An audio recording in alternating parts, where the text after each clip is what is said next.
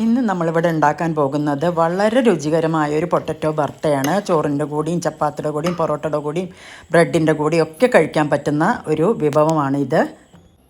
അതിനായി ഒരു കടായി അടുപ്പത്ത് വെച്ച് അതിലേക്ക് കുറച്ച് വെളിച്ചെണ്ണ ഒഴിച്ച് വെളിച്ചെണ്ണ ചൂടാവുമ്പോൾ ഒരു പിടി വെളുത്തുള്ളി നന്നായിട്ട് ചുവക്കനെ ഫ്രൈ ചെയ്തെടുക്കുക.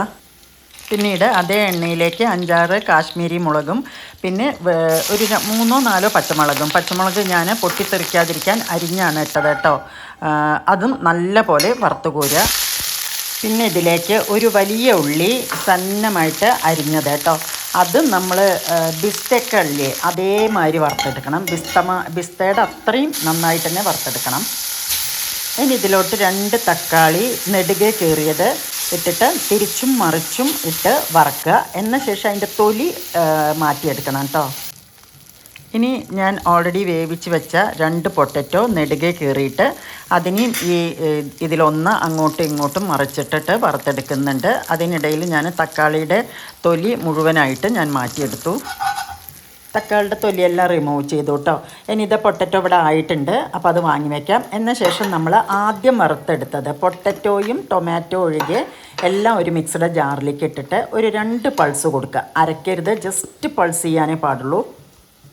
പാകത്തിനുള്ള ഉപ്പും ചേർക്കുക കേട്ടോ. മുമ്പൊക്കെ ഇത് കൈകൊണ്ട് തിരുമ്മി എടുക്കുക ചെയ്യുക. ചിലർ അമ്മിക്കല്ലിലിട്ടിട്ട് കുത്തി എടുക്കും.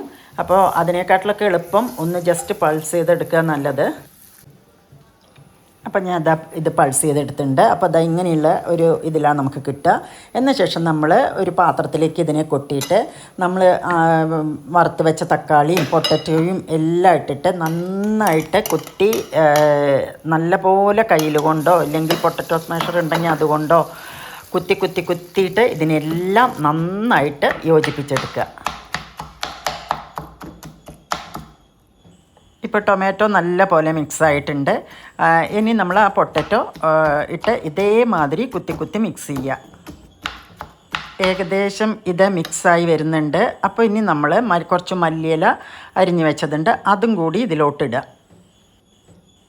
അപ്പം മല്ലിയിലയും കൂടി ഇട്ടിട്ട് നല്ല പോലെ മിക്സ് ചെയ്യുക കേട്ടോ.